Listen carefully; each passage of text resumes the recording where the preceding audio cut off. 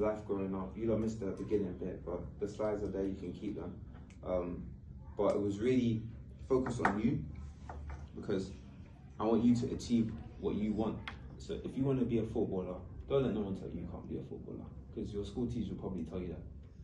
If you want to be an investment banker, if you want to be a YouTuber, it's great to have these goals and achieve things. You want to design clothes, great, do these things. But if you know your why, it's going to help you achieve your goals. So these questions here, if you haven't filled out all of them, I want you to really take this slide. I want you to write down the answers to these questions here, or you can write it at the back. And I want you to put it somewhere where you can see it every day. So put it by your bed, put it underneath your bed, wherever you want to in your room. And then I want you to, when you need motivation, you can look back to it basically. So I want you to keep that one, yeah? Okay, cool. That's in a nutshell the end of our workshop. To also explain what I was explaining earlier, Alfie and Julian, is that there's a mindset of music, sports, or the streets, yeah? Yeah. Obviously the streets is going to be the worst one, as I've explained, yeah? But what I want us to, why do you want to achieve certain things? Why is that your wildest dream, basically? Go on. I think what I want to achieve is certain goals because the school I go to encouraged me to not, like, I'm not saying everyone in the school does it, because almost my mates are trapping, like I said, they're on the road, they live church road, so they've seen all their life. And my mum and that try and keep me away from it as best as possible, and they told me to go around the sport path because it helps you mentally and physically. Definitely. What do you do this year? Go on, Bashana. To get into designing stuff. Designing stuff? Yeah. Like, what's that, like clothes, art, what kind of stuff? Clothes, yeah? Okay, so you're into clothes. What's your name, sorry? Albert? Julian. I said to represent England in athletics. To represent England in athletics, brilliant. Okay, this question is the kind of typical job interview question. Who had an answer with that they want to share? What's your name, sorry? Alfie. Alfie, yeah, go on. I'm a footballer or a sprinter. Footballer or sprinter, okay, cool. Next question is, what? It's not big, it's not no, I'll be here, just watching the radio.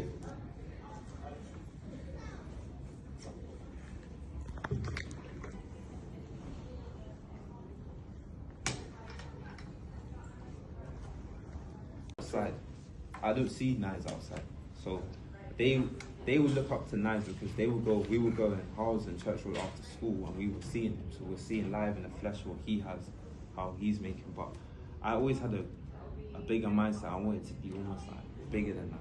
So I always thought, what better than sports? But what I was saying back to Diesel earlier is that typically in the ends, there's 3 things that people do to be relevant or to be someone in the ends. That's music, sports, or the street life. So street life can either be gangbanging or it can be trapping, whatever you're doing. Sports can be any sport, and it will be either music. When you go home, or when you have time, think about your friends that are in the same area.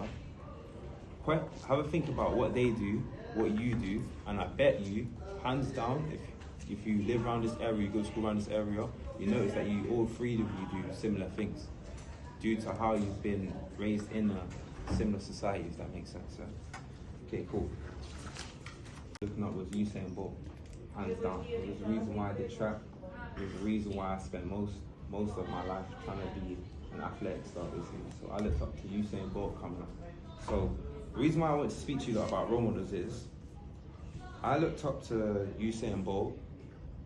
Let me get, if you can you pass me the role model slide? Let me, please. I looked up to Usain Bolt, whereas my friends looked up to Nines and Fredo, right? Naturally, tell me about him. Why is he more role model for you? He makes a lot of money, and he does it like in a positive way, and he has a charity there. Okay, cool. What's your name? Julian. Can you tell me one positive role model that you have in your life? Them people. I separated myself naturally because I was always doing sports. So because I was always here at track, I had a natural separation to a certain degree. They were in church road after school, but I was here Tuesday, Wednesday, and Thursday. So I was only outside Monday and Friday. So that gave me a natural separation, basically, because I was fully I was fully locked in sport. So to me, it was just, that was my identity. They were the street guys. I was with them, but I was a sports guy. Yeah. So that was how I came up, basically. Pretty much, I was fully invested with my sport, so that separation to me happened naturally. And I'm not saying that you have to completely cut ties with those people, because you could be a positive influence from them. I'm not going to say to you the typical thing of do not speak to anyone who's involved in the streets, because it's not realistic. You go to school with them, they're your friends. But just know what you want. It's going to be no one. I'm just going to be a lane, basically. That was how I was groomed into thinking, that method of thinking. Yeah, so I'm here to really explain to you that that's all just nonsense. So I want you to think outside of growing up in life, basically. They wasn't getting no love. Do you understand? Okay? So, one TV, most of the time, that's a single cell, but most of the time you have a double cell, so you're going to be with a random cellmate. Who's going to be someone you don't know them from nowhere. You're just going to get a random person who's going to literally live with you for the years or the months that you've got to do in your brand that I've actually developed. That I've been doing from, I'd say when I was 21 back in 2019, that I was doing. And you'll see in the bottom right picture, that's me football coaching. So I'm also a football coach as well. That's me with the rest of the coaches. Yeah. And you'll see in the, assuming that because I've been in an environment with a lot of criminals, that when I came back out, I would be engaging in more criminal activities, because that's what mostly happens. So the recall rate, I believe, off the top of my head, is in 1 to 3.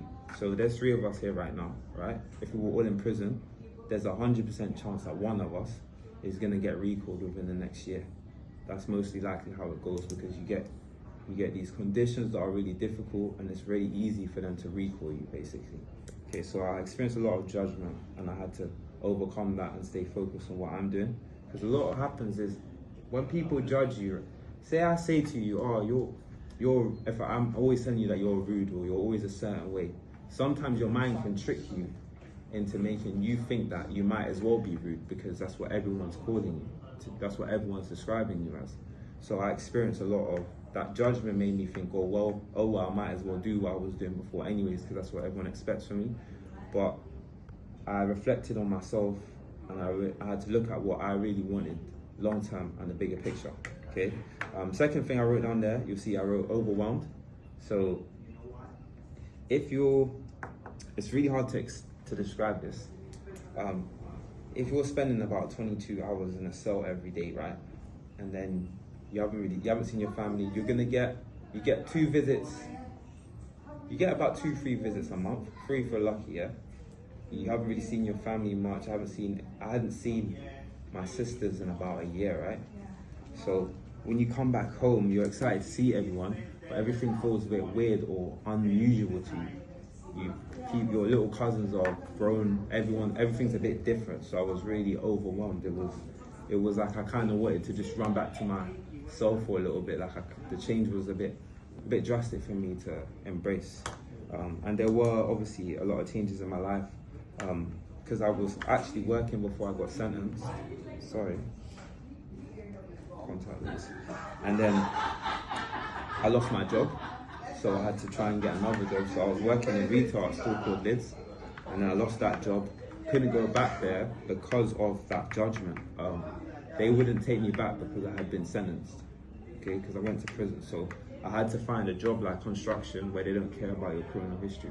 So these are the challenges that people face after prison, which is why they just do the illegal activities, because there is no judgment in that, if that makes sense, okay? So you know the brand Benja, right? Yeah. Benja. He's the owner of Benja. So what you might not now, Benja's is worth over 1.5 million, and he's from like Harlem. He's from that St. Russ. Their freedom, been through all heap of madness, just to be able to rap and achieve a certain amount of success, if that makes sense. So I wanted to